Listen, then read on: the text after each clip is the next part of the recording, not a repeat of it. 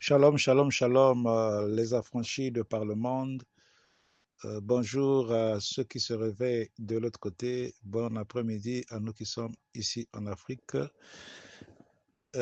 Bonjour à ceux qui sont à Goma, à Bariako, Mungu Wakubariki.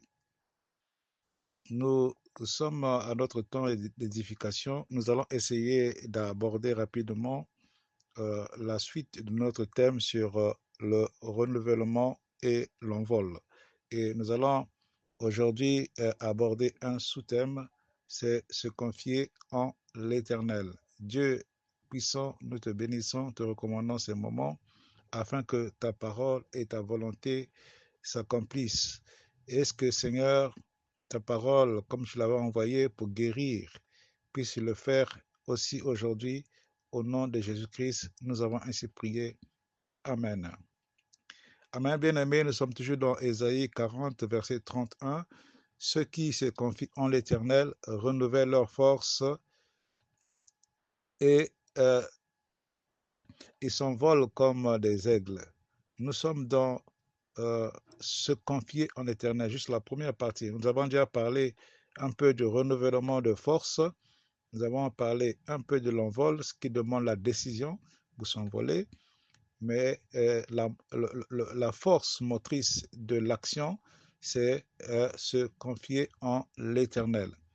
Parce qu'un avion qui décide de s'envoler doit aller au bout de la piste, rassembler ses forces, prendre l'élan pour maximiser la vitesse et s'envoler.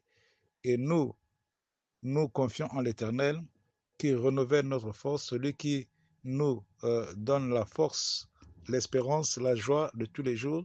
C'est pourquoi c'est nécessaire de se confier en l'Éternel. Se confier en l'Éternel est une force, c'est une clé, c'est une posture prophétique. Se confier en l'Éternel n'est pas une simple attitude émotionnelle ou un état d'esprit passager. Se confier en l'Éternel, c'est un acte de foi délibéré. C'est quelque chose, un engagement. C'est une décision de l'âme qui choisit de s'abandonner totalement à la fidélité de Dieu. Quelles sont, selon vous, les circonstances visibles où nous pouvons manifester cette confiance, le fait de se confier en l'Éternel? Nous allons essayer d'aborder ça rapidement par la grâce de Dieu. Premièrement, étymologiquement, le sens profond du mot se confier, ça vient du latin confidere, qui veut dire former, de con avec et fidère, qui veut dire avec foi, faire confiance. Donc se confier en l'Éternel, c'est faire confiance à l'Éternel. Il signifie donc mettre sa foi avec ou faire alliance de confiance avec. C'est une démarche active de remettre son cœur, ses pensées, ses projets, sa sécurité dans les mains d'un autre. Ici, un autre, ce n'est pas un homme. Un autre ici, c'est Dieu lui-même, l'Éternel. Se confier en l'Éternel, source de renouvellement, c'est donc se détacher de ce qui est visible pour s'attacher à ce qui est invisible. Se confier en l'Éternel, c'est abandonner le contrôle humain pour s'aligner sur la souveraineté divine. Nous avons parlé de quelqu'un, il était ancien, il était fatigué d'écouter les prédications de son pasteur, il est parti en retraite spirituelle sur les montagnes, là où l'inspiration arrive. Mais dans la nuit, il a trébuché, il s'est retrouvé accroché entre le ciel et la terre, accroché à une branche d'arbre. Il ne voyait aucune visibilité la nuit. Il ne voyait même pas où se terminait sa chute. Il était suspendu entre la branche et le sol. Et dans cette obscurité, il criait au secours, Seigneur, viens à mon secours. Et il y a une voix qui s'est fait entendre. Il dit, mon fils, je suis là. Que veux-tu que je fasse pour toi? Il a dit, Seigneur, sauve-moi. Dieu dit, ok, est-ce que tu as la foi? Il dit, oui, j'ai la foi. C'est pour ça même que je suis ancien à l'église. Il dit, bon, si tu as la foi, alors lâche cette branche et tombe. Bien-aimé, il y a des moments où Dieu nous met à l'épreuve. Si nous sommes malades, nous pensons qu'il est Jéhovah Rapha, celui qui guérit, eh bien, il faut que nous soyons malades. Si il est celui qui vient au secours, il faut que nous soyons en danger. Donc, être malade, être en danger, être en difficulté, être fauché, avoir des difficultés, avoir des problèmes, ne signifie pas que tu es dans le péché, ne signifie pas que Dieu t'a abandonné, mais c'est la position idéale pour manifester les attributs de Dieu. C'est parce que je suis malade que Jéhovah Rapha va agir. C'est parce que je suis dans les problèmes que Jéhovah Jireh va agir. C'est parce que j'ai des combats spirituels que l'Éternel des armées va se manifester. Eh bien, ce n'est que normal. Ton problème indique, ton problème, ta situation est une boussole qui appelle un attribut de Dieu dans ta vie à se manifester. Et donc, cet homme a dit, Seigneur, je ne peux pas lâcher la racine pour tomber. Je vais me casser les pieds. Dieu dit, si tu crois en moi, alors lâche la racine et tombe.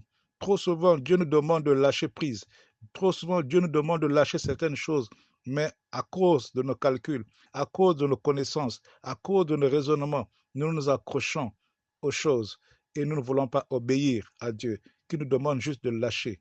Lâche ce péché, lâche cette attitude, lâche ce comportement, lâche cette impolitesse, lâche cette désobéissance, lâche, lâche. Mais on reste accroché à ces choses qui nous empêchent de vivre la manifestation de la puissance de Dieu. Et cet homme, il criait, n'y a-t-il personne là-haut en dehors de Dieu? Voilà celui qui avait la foi. Voilà notre ancien, ancien de la foi.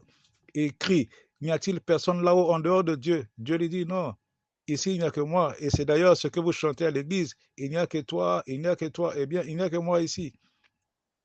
Et cet homme a dit, ce que tu me demandes, Seigneur, est trop difficile. Je ne vois rien. Je peux tomber dans le fleuve, je peux tomber dans l'eau, je peux tomber sur le feu, sur les serpents. Je ne vois pas, je ne peux pas lâcher là.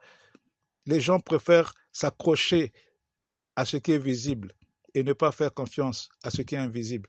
Et ici, nous voulons dire que se confier en l'Éternel, c'est s'attacher à ce qui est invisible en se détachant de ce qui est visible. S'abandonner à la souveraineté de Dieu et laisser le contrôle humain. Laisse tes calculs, laisse tes raisonnements, laisse tes connaissances, parce que tu as diplômé Master 1, Master 4, tu penses que tu es devenu plus intelligent que Dieu qui te dit lâche la racine. Et le monsieur était fatigué, il a lâché la branche, non pas par obéissance, mais parce que les bras étaient fatigués et ne pouvaient plus.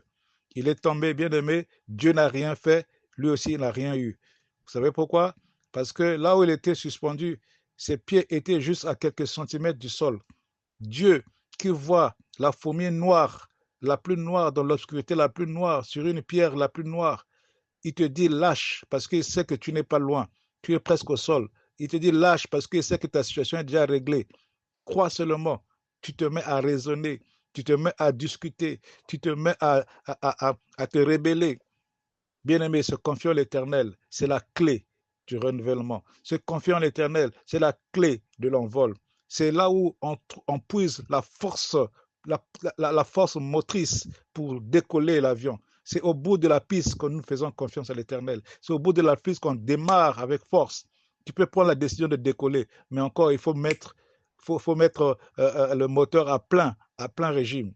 Il faut d'abord pomper. Tu vas au bout de la piste, tu te confies en l'Éternel, il te renouvelle, il te charge, tu mets l'avion et c'est parti. Et si tu ne peux pas faire ça, tu ne peux pas te confier en l'Éternel et te lancer à l'aveuglette par la foi. Tu ne peux pas arriver. Quand l'avion décolle, il est sûr qu'il va arriver parce qu'il connaît le chemin. Mais toi, tu ne connais pas le chemin. C'est Dieu qui connaît le chemin. Donc, confie-toi en l'Éternel, il te montrera le chemin par où entrer. Une fois, Jésus a dit à ses disciples, allons de l'autre côté. Il ne leur a pas montré par où ils doivent passer. Ils ont démarré sans attendre les instructions. Ils ont eu des problèmes en chemin. Il a fallu qu'ils réveillent encore le Seigneur. Bien-aimé, si tu ne cherches pas la direction de Dieu, tu vas rencontrer des difficultés. Dieu va dormir dans ta barque. Et Dieu ne va pas agir parce que tu ne crois pas. Tu es incrédule, tu es têtu. La Bible est remplie de récits d'hommes et de femmes qui ont réussi à se confier en l'Éternel, souvent contre toute logique humaine. Et à chaque fois, la confiance a produit un retournement de la situation, une libération, une accélération divine. Abraham a cru à la promesse d'un fils alors que tout semblait biologiquement impossible. Dieu l'a justifié et l'a appelé père d'une multitude. David, face à Goliath, ne s'est pas appuyé sur les armes humaines de Saoul, mais il a mis sa confiance sur la fidélité passée, sur les souvenirs du passé, Dieu dans sa vie. L'Éternel qui m'a délivré de la griffe de lion me délivrera aussi de Philistins. Daniel, dans la fosse au lion, a reposé a reposé dans la paix parce que sa confiance n'était pas dans la politique du roi, mais dans la souveraineté de Dieu. La femme à la perte de sang s'est confiée non pas dans la capacité de Christ, malgré les années de la honte, de rejet, d'échec médical. Sa foi a activé la guérison. La femme à la perte de sang, s'est confiée dans la capacité que Christ était capable, était la solution finale de sa vie. Elle a cru malgré les attentes. Elle n'a pas eu honte de se présenter et d'aller. Parce que quand ta foi est active, quand ta foi est chaude, j'aime définir la foi comme la main droite par laquelle l'homme prend des choses auprès de Dieu. La foi, c'est notre main droite par laquelle nous prenons des choses auprès de Dieu. Et la grâce, c'est la main de Dieu par laquelle il nous donne des choses. Il faut que notre foi, notre main droite saisisse la main droite de Dieu. Il faut que notre foi saisisse la grâce, comme cette femme à la perte de sang a saisi la grâce de Christ et le sang s'est arrêté. Paul et Silas, battus et enchaînés, ont choisi de louer Dieu dans leur prison. Leur confiance a ouvert les portes de la liberté. Tous ces exemples nous révèlent que la confiance en Dieu est un accélérateur prophétique de percée. Elle libère la main de Dieu dans l'histoire humaine. On peut avoir les résultats de la confiance véritable. Se confier en Dieu, c'est se détacher de soi pour s'attacher à Dieu.